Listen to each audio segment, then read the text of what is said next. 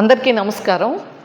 మన ప్రధాని నరేంద్ర మోడీ గారు దేశ ప్రజలకు సూచనలు చేయటమే కాదు, తను కూడా స్వయంగా పాటిస్తూ ఒక స్ఫూర్తిని ఇవ్వటమే కాదు, ప్రజలకు మాటల మనిషి కాదు, ఒక చేతల ప్రధానిగా ఇవాళ వారు తీసుకున్నటువంటి నిర్ణయమే వారి యొక్క కాన్వాయ్ని, అంటే వారి యొక్క భద్రతను, వారి యొక్క ప్రోటోకాల్ను, సెక్యూరిటీ ప్రోటోకాల్ను అన్నీ కూడా దేశాధినేతకు ఉండినటువంటి ప్రోటోకాల్ మొత్తం పక్కన పెట్టి కేవలం 2 వెహికల్స్ కాన్వాయ్తో వారు నిన్న మొదలు పెట్టడం జరిగింది.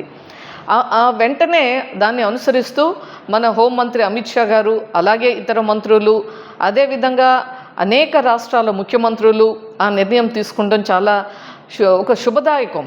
ఇది చాలా వారు ప్రజాప్రతినిధులు వాళ్ళు పాటిస్తే అందరికి కూడా పాటించేటువంటి అవకాశం ఉంటుంది.